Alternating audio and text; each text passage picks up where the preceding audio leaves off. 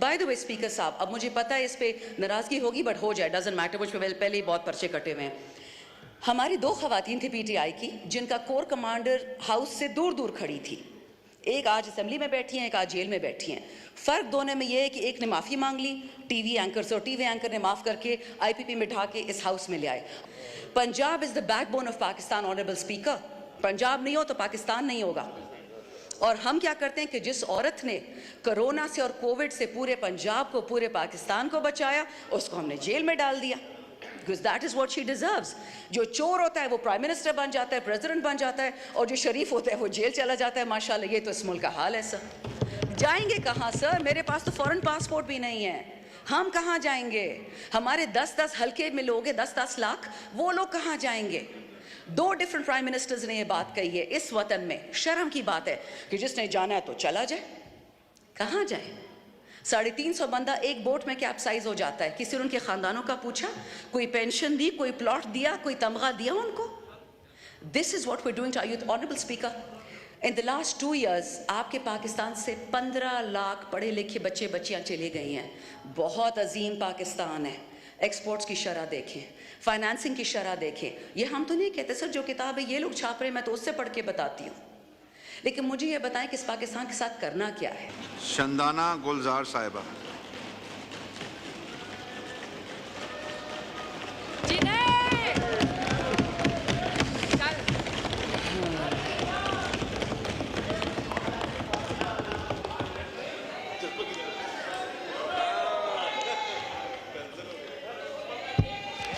Bismillahirrahmanirrahim. Thank you, Honorable Speaker. If you'll allow, as the first elected woman from the KP in the last 76 years in the history of Pakistan in this House, as well as given the dubious honor that I've not been allowed to speak on this very same floor for the last 4 months, I hope you'll be a bit tolerant and stand with me while I speak in 3 different languages, the last one for my own particular constituency. Honorable Speaker, the reason I decided to speak now, the honorable colleague who spoke just before me is somebody I consider a friend.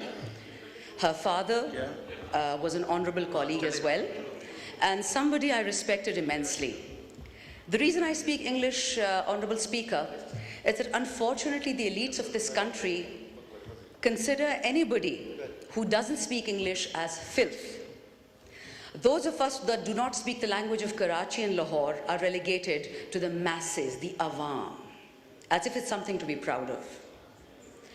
Would you believe, Honorable Speaker, this entire August House is so honorable, it is so just, that when I was abducted from my house on the last day of the 9th of August of PDM's government, not a single woman in the parliament, whether it be these big names from People's Party or the Noon League, not one person spoke up.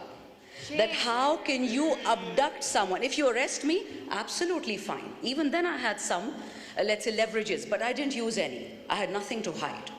When I was picked up, I was told a couple of things. That we would like you to join Bilawal or Mariam's party. I don't know who this we is, but they were wearing masks. And they said, we would like you to join these 2 parties. And I said, unfortunately for all of you, I'm far more educated than Bilawal and Mariam. And I'll be damned if I ever sit with them. I have immense respect for that side of the house. I have friends there, I have brothers and sisters, I have relatives. But the leadership, Mr. Chairman, I'm afraid the morality is less than 0. And I'll tell you why. My mother has nothing to do with politics except that she voted for me once. The women of my family, the women of Shehryar's family, of Qasim Suri's family, of Zartaj's family, of Aisha's family, of Anika's family. My sister here was a bit upset about the bangles that Asad Kaisar Sahib mentioned. Does she realize what our women have been through? Not only were our bangles taken off, our dupattas and our clothes were taken off. Shame. Who is going to pay for that legacy, sir? So let's not proselytize about who's more loyal to the king in this particular world, and that king being the women of this country. Honorable Speaker, we women are 52% of Pakistan. We're not a women's rights or human rights issue. We are a national issue, and I will not allow anyone in this floor to make light of us. I have seen the honor code that my fellow sisters sitting on that side of the house operate on. Not one person spoke when Tayyaba Raja was grabbed by her hair by the Punjab police. So please, let's not pretend to be extremely moralistic. We are what we are. Egocentric and fixated politicians who would sell our own mothers if it would give us a seat in this assembly. Form 45 and Form 47, it is an embarrassment to this country. Now I'll come to Urdu, Honorable Speaker. अच्छा जी. Speaker साहब, मुझे किसी औरत से किसी मर्द से कोई बैर नहीं है. मेरे रिश्तेदार हर सियासी पार्टी में हैं. बल्कि मुझे तो अक्सर जब हम गवर्नमेंट में थे, मुझे डांटे पड़ती थी कि इसके रिश्तेदार तो पीपल में भी हैं, ANP में है, ये कॉम्प्रोमाइज है, एटसेट्रा एटसेट्रा. पिछले 2 साल में मुझ पे जितने केस हुए हैं और आप जिस चेयर पे बैठे हैं, अल्लाह करे कि आप वही हो जिनसे हम आपकी उम्मीदें रखते हैं. इसी हाउस के स्पीकर राजा साहब ने मेरा पासपोर्ट मुझसे चुराया हुआ है एज ऑफ जून 2022. 4 कवानीन के खिलाफ ऐसा किया है और मैं कुछ नहीं कर सकती थी एज मेंबर ऑफ पार्लियामेंट. अभी भी इन्हीं के पास पड़ा हुआ है, मेरे पास फुर्सत नहीं थी कि मैं उठा लूं, लेकिन 2 साल इलीगली उन्होंने मेरा पासपोर्ट चुराया था.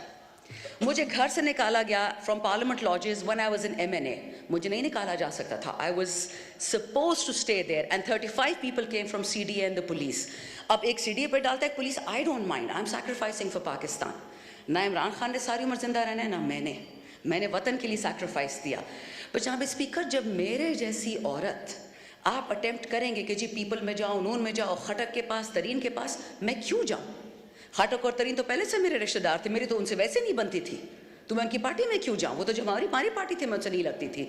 स्पीकर साहब, यू डोंट नो मी. मैं एक लड़ाका हूं, हमेशा से थी. मैं हर किसी के साथ लड़ती हूँ, अपनी लीडर के साथ भी लड़ी हूँ, हक के लिए लड़ती हूँ.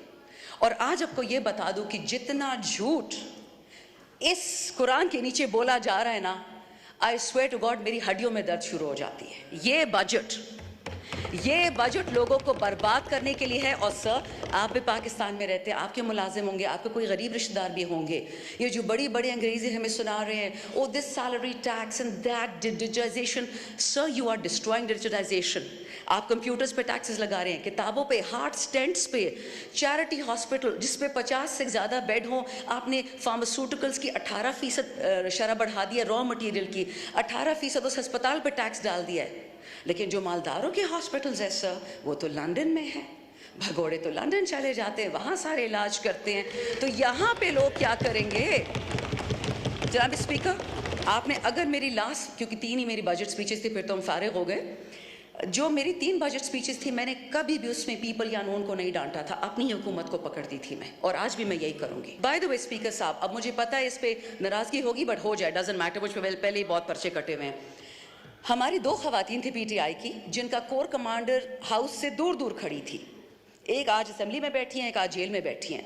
फ़र्क दोनों में ये है कि एक ने माफ़ी मांग ली टीवी एंकर से, और टीवी एंकर ने माफ़ करके IPP में ढा के इस हाउस में ले आए. Punjab is the backbone of Pakistan. Honourable speaker, Punjab नहीं हो तो पाकिस्तान नहीं होगा. और हम क्या करते हैं कि जिस औरत ने कोरोना से और कोविड से पूरे पंजाब को, पूरे पाकिस्तान को बचाया, उसको हमने जेल में डाल दिया. Because that is what she deserves. जो चोर होता है वो प्राइम मिनिस्टर बन जाता है, प्रेसिडेंट बन जाता है, और जो शरीफ होता है वो जेल चला जाता है. माशाल्लाह, ये तो इस मुल्क का हाल है सर.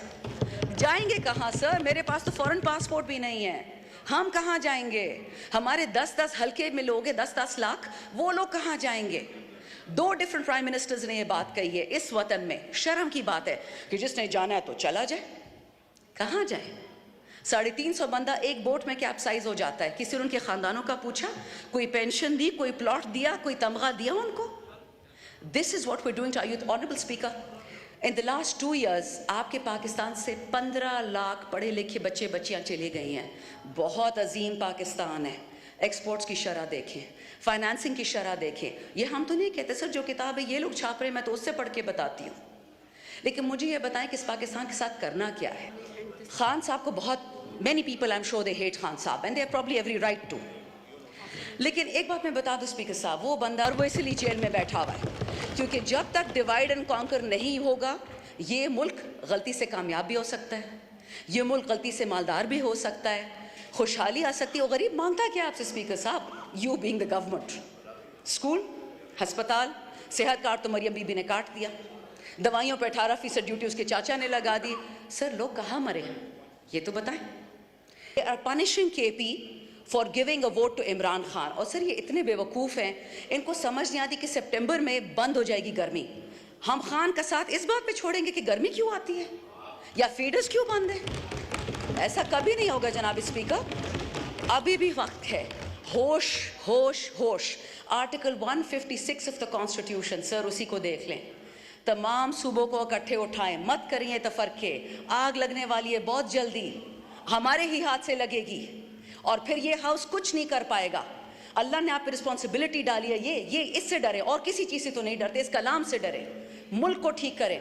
हम सब ने मर जाना है। इस हाउस में जितने बैठे कोई कब्र पैसे नहीं लेके गया, लेकिन खुदा का खौफ करे, वतन को फर्स्ट करे। That is why Imran Khan is in jail.